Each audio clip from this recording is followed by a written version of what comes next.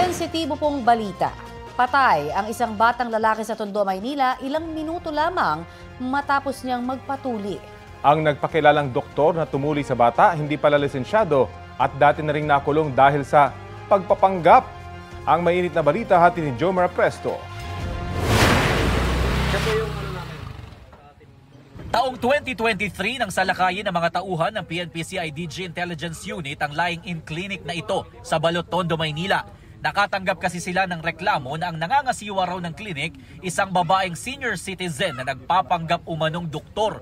Ginagamit daw ng sospek ang pangalan at license number ng isang lehitimong doktor na nakatrabaho niya mahigit 20 taon nang nakalilipas. Naaresto noon ang sospek na isang midwife o kumadrona. Ayon sa barangay, nakapagpiyansa siya. Ngayon, siya rin umano ang nagpakilalang doktor at tumuli sa 10 taong gulang na si McNathan Aquin nitong Sabado, May 17. Wala pang isang oras sa klinik, namatay ang bata. Ayon sa barangay, matagal nang walang permit ang klinik. Walang request, so ang alam namin hindi siya nag-ooperate. Ang alam namin, licensed midwife siya. Pero doktor hindi. Maging vigilant sila kung registered ba, kung ano ba. Tsaka ang dami-dami nating ospital na pwede nilang puntahan. Kinumpirma rin ng nanay ng bata na si Marjorie na ang babaeng nahuli noong 2023 at ang babae na nagpakilalang doktor at tumuli sa anak ay iisa. Natuklasan niya lang daw online ang klinik dahil assistant doon ang isa sa kanyang mga kakilala. Sinabi pa raw sa kanya na 3 na ang kanilang natuli noong araw na yon. Sa halagang 1,200 pesos, napapayag si Marjorie na doon ipatuli ang anak.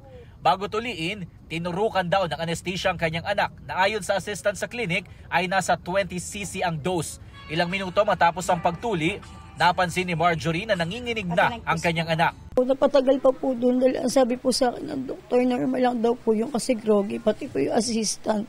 Tapos yung nakikita ko na po nangingitin yung anak ko, yun na po. Tinakbo na po namin ang kalipin sa ospital. Tapos ayun na po, dead on arrival na po. Matapos mangyari ang insidente, dinala naman sa MPD ang babaeng nagtuli sa kanyang anak. Pero pinauwi rin dahil kailangan pa raw i-autopsy ang bangkay ng bata. Nakatakdang i-autopsy ng NBI ang bangkay ng bata para malaman ang sanhi ng kanyang pagkamatay. Pero nagdadalawang isip pa raw dito ang pamilya. Para po kasing naawa na po ako sa anak ko eh. Sobrang bata po na anak ko eh. Para mamatay na dahil lang sa ganyan eh. Sobrang sakit po sa akin. Panganay ko po yan eh. Hindi ko po talaga siya mapapatawad. Kahapon ng umaga, nagtungo ang GMA Integrated News sa klinik pero sabi ng humarap, wala raw ang nagtuli sa bata. Nag-iwan na lang ng calling card para matawagan tayo ng klinik pero wala pa rin hanggang sa ngayon. Sinubukan din namin na muling magtungo sa klinik kagabi. Bukas ang ilaw ng katabing bahay na sinasabing tirahan ng anak ng nagtuling pekeng doktor pero walang tao na humarap sa amin. Jomar Presto nagbabalita para sa GMA Integrated News.